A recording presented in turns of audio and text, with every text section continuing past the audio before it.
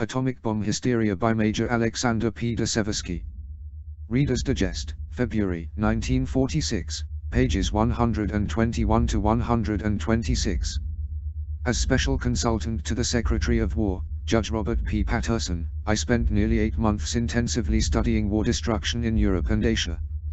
I became thoroughly familiar with every variety of damage, from high explosives, incendiaries, artillery shells, dynamite, and combinations of these. In this study, I inspected Hiroshima and Nagasaki, the targets of our atom bomb, examining the ruins, interrogating eyewitnesses and taking hundreds of pictures. It was my considered opinion, I told correspondents in Tokyo, that the effects of the atom bombs, not of future bombs, but of these two, had been wildly exaggerated. If dropped on New York or Chicago, one of those bombs would have done no more damage than a 10-ton blockbuster, and the results in Hiroshima and Nagasaki could have been achieved by about 200 B-29s loaded with incendiaries, except that fewer Japanese would have been killed. I did not underrate atom bombs or dispute their future potential. I merely conveyed my professional findings on the physical results of the two bombs, and they happened to be in startling contrast to the hysterical imaginative versions spread through the world.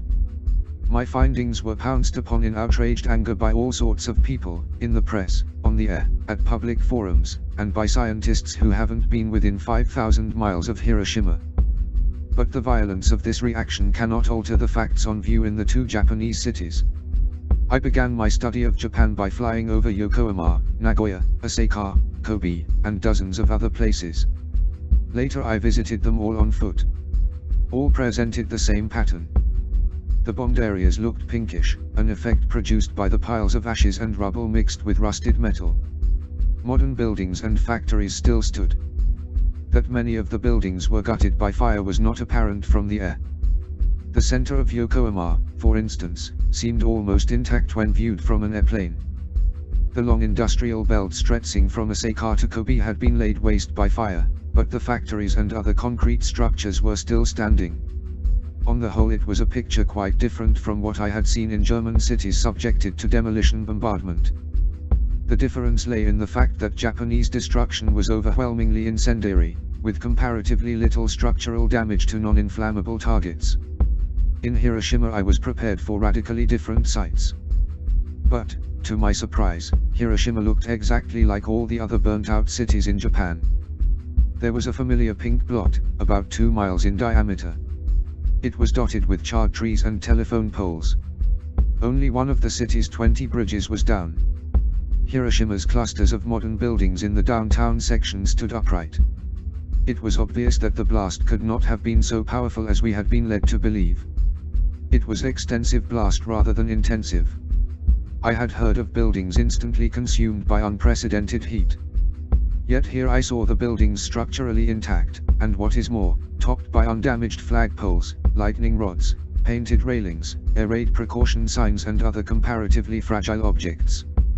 At the T-bridge, the aiming point for the atomic bomb, I looked for the bald spot where everything presumably had been vaporized in the twinkling of an eye. It wasn't there or anywhere else. I could find no traces of unusual phenomena. What I did see was in substance a replica of Yokohama or Osaka, or the Tokyo suburbs, the familiar residue of an area of wood and brick houses razed by uncontrollable fire. Everywhere I saw the trunks of charred and leafless trees, burned and unburned chunks of wood. The fire had been intense enough to bend and twist steel girders and to melt glass until it ran like lava, just as in other Japanese cities. The concrete buildings nearest to the center of explosion, some only a few blocks from the heart of the atom blast, showed no structural damage. Even cornices, canopies and delicate exterior decorations were intact. Window glass was shattered, of course, but single panel frames held firm, only window frames of 2 or more panels were bent and buckled. The blast impact therefore could not have been unusual. Then I questioned a great many people who were inside such buildings when the bomb exploded.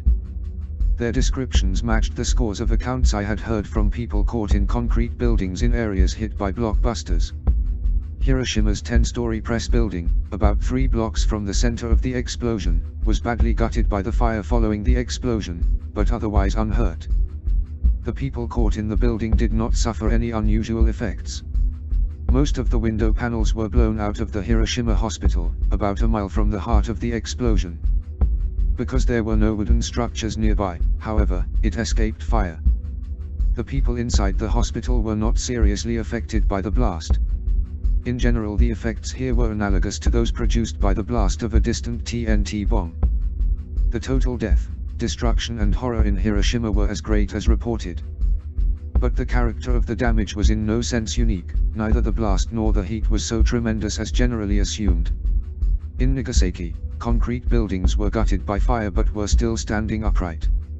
All of downtown Nagasaki, though chiefly wooden in construction, survived practically undamaged. It was explained that apparently it had been shielded from the explosion by intervening hills. But another part of Nagasaki, in a straight, unimpeded line from the explosion center and not protected by the hills, also escaped serious damage. The Nagasaki blast had virtually dissipated itself by the time it reached this area. Few houses collapsed and none caught fire. All destruction in Nagasaki has been popularly credited to the atom bomb. Actually, the city had been heavily bombed 6 days before. The famous Mitsubishi plant was badly punished by 8 high-explosive direct hits. What actually happened in Hiroshima and Nagasaki? There is little evidence of primary fire, that is to say, fire kindled by the heat of the explosive itself. The bomb presumably exploded too far above ground for that. If the temperature within the exploding area of an atom bomb is super high, and the effects in New Mexico tend to indicate that, then the heat must have been dissipated in space. What struck Hiroshima was the blast. It was like a great fly swatter 2 miles broad, slapped down on a city of flimsy, half-rotted wooden houses and rickety brick buildings. It flattened them out in one blow, burying perhaps 200,000 people in the debris. Its effectiveness was increased by the incredible flimsiness of most Japanese structures, built of 2x4s, termite-eaten and rotted, and top-heavy with thick tile roofs. The wooden slats of the collapsed houses were piled like so much kindling wood in your fireplace. Fires flared simultaneously in thousands of places, from short circuits, overturned stoves, kerosene lamps and broken gas mains. The whole area burst into one fantastic bonfire. In incendiary attacks, people have a chance of escape. They run from their houses into the streets, to open places, to the rivers. In Hiroshima the majority had no such chance. Thousands of them must have been killed outright by falling walls and roofs, the rest were pinned down in a burning hell. Some 60,000, it is estimated, were burned to death. Those who did manage to extricate themselves rushed for the bridges. There is reason to believe that one of the bridges collapsed under the weight of the frenzied mobs, although some maintain that it was brought down by the bomb blast. On the other bridges, the crush of hysterical humanity pushed out the railings, catapulting thousands to death by drowning. The missing railings were not wrenched out by the bomb blast as widely reported. On a vast and horrifying scale it was fire, just fire, that took such high toll of life and property in Hiroshima and Nagasaki. The victims did not die instantaneously in a sort of atomic dissolution. They died as people die in any fire. Quite possibly the blast was strong enough to cause internal injuries to many of those caught in the center of explosion, particularly lung injuries, a familiar effect of ordinary high explosive bombing. Perhaps there were some deaths from radioactivity. I met people who had heard of casualties from radio burns and radio poisoning. But I could not obtain direct confirmation. The doctors and nurses at the hospitals I visited had no such cases under their care, though some of them had heard of such cases. I also interrogated firefighters and Red Cross workers who had rushed to the scene in the first few minutes. They all denied personal knowledge of any lingering radioactivity. Such are the facts as I found them, they seem to me tragic enough without pseudoscientific trimmings. I am not alone in my opinions. Scientific observers on the spot to whom I talked in general shared my point of view. Nothing official came from the War Department to justify the wild exaggeration. It simply is not true that matter was vaporized in the intense heat. If steel had evaporated, certainly wood would have done the same, and undamaged wood abounds everywhere in the rubble. In neither of the bombed cities was there a bald spot such as was created in the New Mexico experiment, and both atom-bombed areas have tree trunks and walls with growing vines to disprove the claims of superheat. The more painstakingly I analyze my observations, indeed, the more convinced I am that the same bombs dropped on New York or Chicago, Petersburg or Detroit, would have exacted no more toll on life than one of our big blockbusters, and the property damage might have been limited to broken window glass over a wide area. Tuesday, the atom bombs apparently were released too high for maximum effect. Exploded closer to the ground, the results of intense heat might have been impressive. But in that case the blast might have been localized, sharply reducing the area of destruction. 3 scientists at the University of Chicago took me severely to task for saying 200 B-29s with incendiaries could have done as much damage. They pointed out that if 200 superforts with ordinary bombs could wipe out Hiroshima as a single atomic bomb did, the same number of planes could wipe 200 cities with atomic bombs.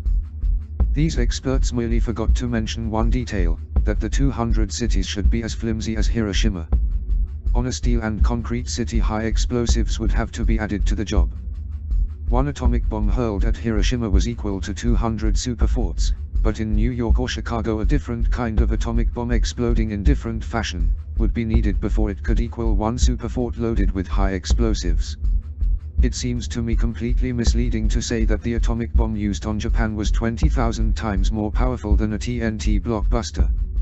From the view of total energy generated, this may be correct. But we are not concerned with the energy released into space.